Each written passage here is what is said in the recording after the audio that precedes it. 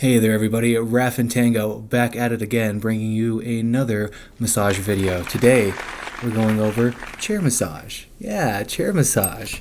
This is one of those styles that is more on the popular side. Like I'm sure everybody watching this right now has seen. Oh, you got something to say? No? I'm sure everybody watching this right now has seen chair massage before, whether it's at your office because your manager was super cool and got you, some massage for. That was a big jump. I don't know. Maybe you've seen it at your office because your boss got you some massage for like a employee appreciation day or something like that, or you've seen it at the mall or at the airport or really just any mass area that has a lot of transit to it.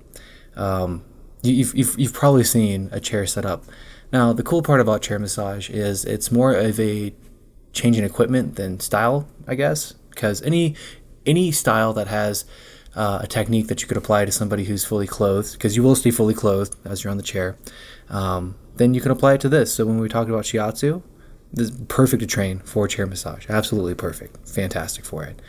Now, chair massage is actually kind of a new thing. Like when we talk about massage, we're talking like thousands of years back that it originated. But the piece of equipment, the chair massage, wasn't invented until the late 60s by David Palmer. And this was so he could go to businesses, right? So he could take the massage to you, which is such a brilliant idea. It's something that I like to follow in my own practice, not just with chair massage, but with massage in general. This is why we go out to people's homes, is because we like to take the massage to them. Excuse Tango over here. He's just trying to be rude in every video that we do. It's all got to be about him. Good thing he's super cute, though.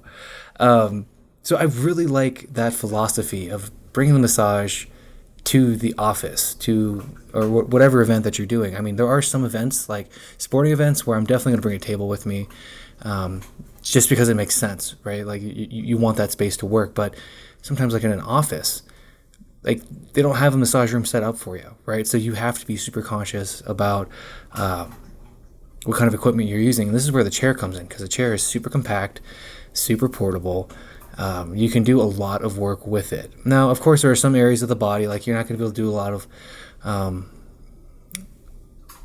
well, that's not necessarily true. You kind of have to get creative, right? So, I mean, I don't like doing a lot of quad and abdominal work or chest work, but you can still do it. You can absolutely do it. You just have to use your imagination and critical thinking with it. So disregard that last part. You can do most techniques on a chair.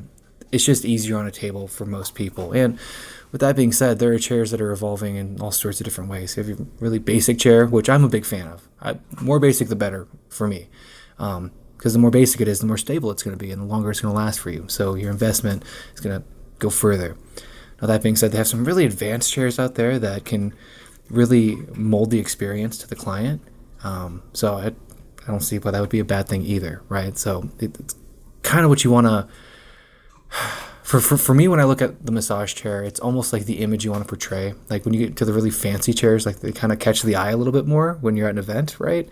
But I like the basic chairs. Massage stands out anyways. And again, I'm more about that stability, because it is different when somebody is sitting in a chair versus laying on a table, right? You have to be attentive to the person in the chair. You can't just assume that they're going to just stay in the chair. Like I worked with a therapist who we were working at a spa, or it was technically a clinic, but they acted like a spa.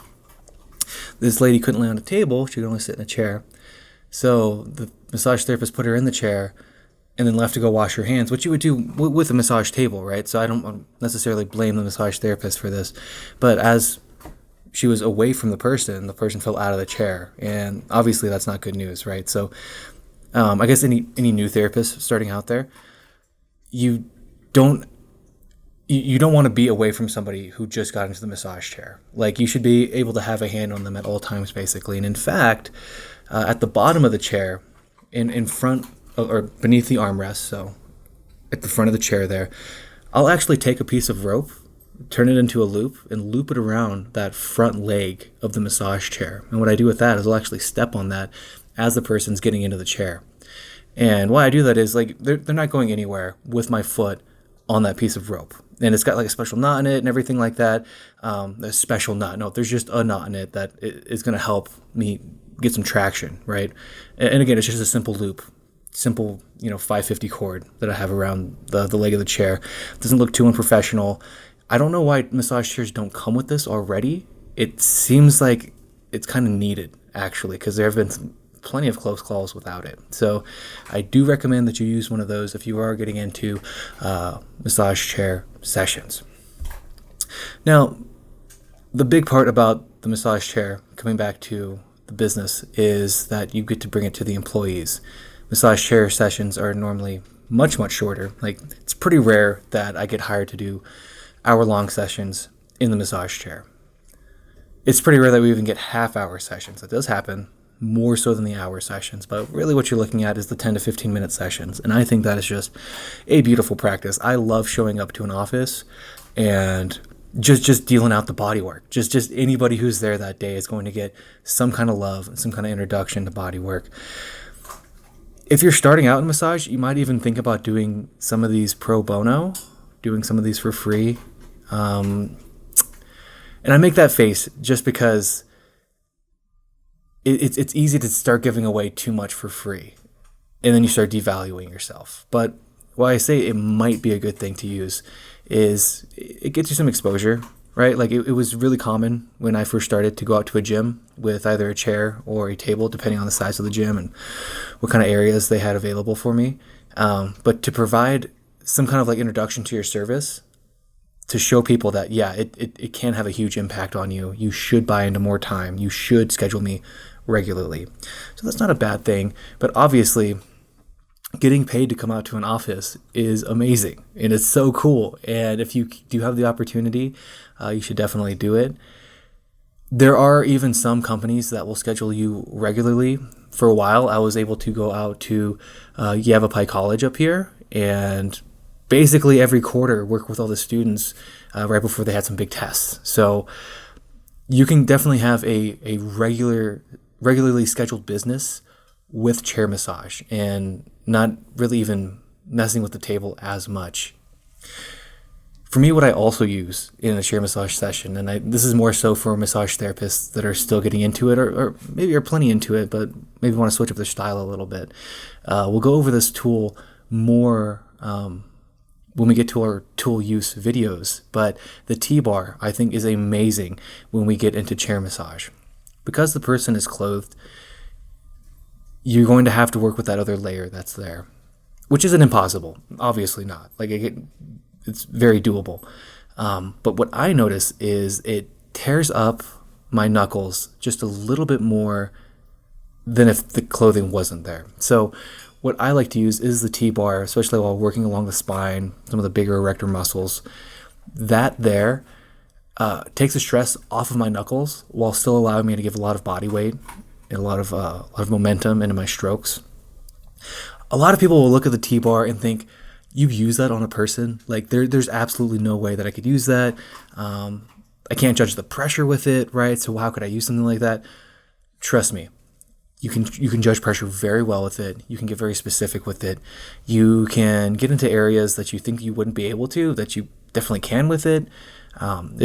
It's very intuitive if you just give it a chance, and if you just practice with it a little bit. I personally love using a T-bar. They come in all sorts of shapes and sizes. It's really not an expensive tool.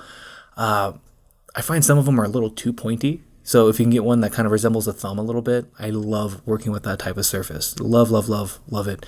And when it comes to chair massage, I feel lost if I don't have that, because I just love it so much. Really, any kind of clothed session, I'm going to have the T-bar involved with it. It makes sense to me to preserve my tools and still amplify power. But we'll talk more about tool use in the next video. If you have any questions about chair massage, or you want to go ahead and schedule the Living Kinetics team for a chair massage event, go ahead and reach out to us. We would love to get you all scheduled and all taken care of. Of course, as you're there, feel free to check out my book. And if you have any questions about that, reach out anyways. Thank you so much for hanging out with me today. I super appreciate your attention, and I look forward to seeing you. Have a wonderful day.